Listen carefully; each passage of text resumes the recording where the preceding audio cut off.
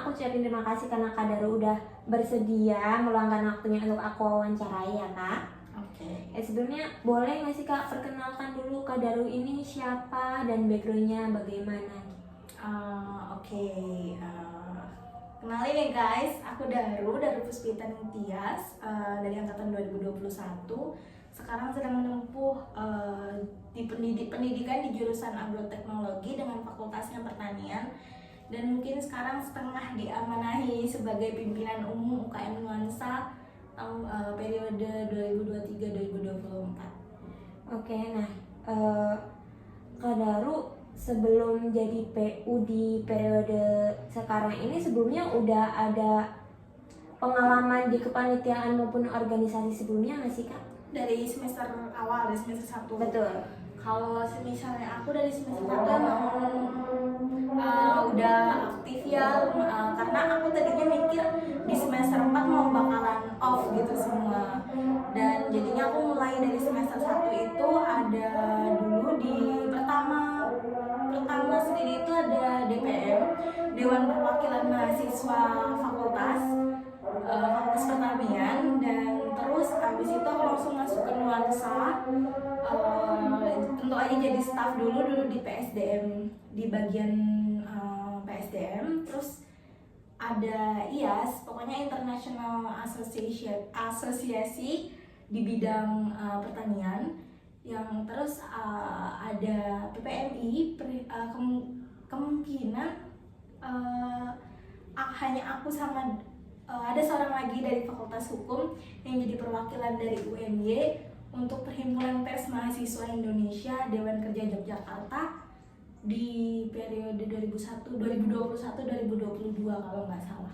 Wah, ternyata pengalaman Kak Daru udah banyak ya Kak, bahkan sampai keluar kampus gitu ya. Bahkan ada tadi pers yang pers Indonesia cabang Jogja gitu ya.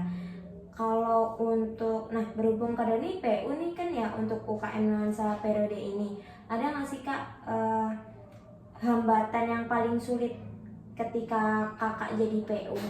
Hambatan mungkin ada beberapa orang yang nggak mau ya kita pimpin, kayak mungkin mereka lebih nggak mau kalau semisal kitanya itu pokoknya ngerasa kayak aduh aku nggak mau nih di bawah pimpinan dia, aduh aku nggak mau nih disuruh-suruh sama dia. Padahal jadi ketua itu nggak cuma hal itu, tapi lebih ke gimana memposisikan diri kita sebagai mereka. Jadi kayak gimana sih cara kita itu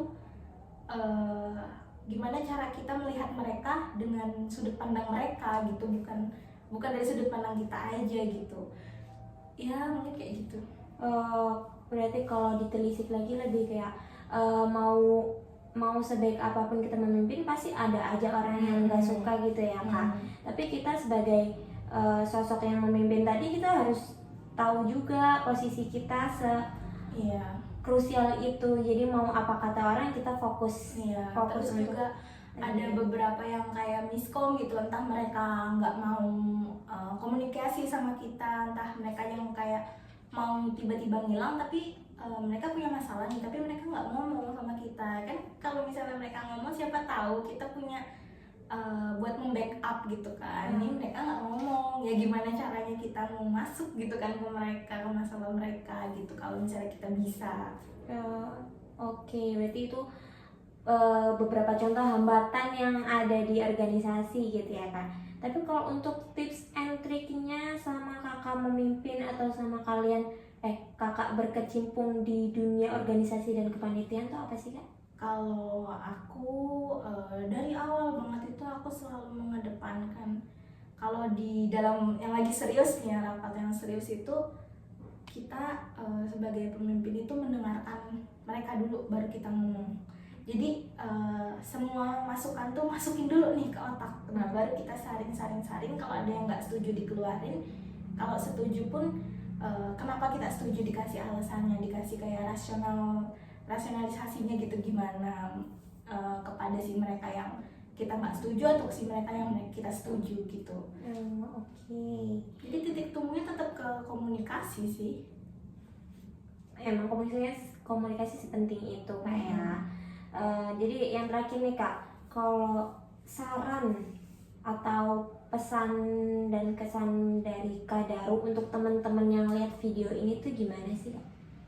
Guys, ayo masuk organisasi, please. Bener, itu tuh bukan karena aku ketua aja, cuma lebih ke ini aja sih, ke itu tuh butuh banget. Dan ternyata tuh dalam berkehidupan sehari-hari itu kita menemukan banyak seperti mereka ini, kayak masalahnya tuh masalah-masalah yang sebenarnya ada di kehidupan kita, tapi kayak kita ketemu orang yang nggak sepikiran, kita ketemu orang yang nggak suka sama kita, toh nggak semua orang suka sama kita kan. Dengan berorganisasi itu kita bisa kayak mikir gimana caranya kita menghadapi orang itu gitu. Dan terus juga dengan berorganisasi kan kita belajar kepemimpinan, kita juga bisa belajar tentang manajemen waktu, kita belajar tentang bagaimana bersosialisasi dengan orang, dengan vendor, dengan sponsor, kayak gitu, gimana cara kita mencarinya gitu kan.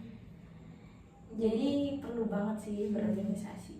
Jadi insight yang didapat dari organisasi itu juga banyak ya Kak, nggak cuma relasi gitu aja ya, tapi emang dipakai itu ilmu dan pengalamannya untuk kehidupan kita ke depannya. Ya jadi segitu aja sih Kak, terima kasih untuk waktunya. Sampai jumpa Kak Daru. Sama-sama, dadah. Kak Daru baik banget, terima kasih.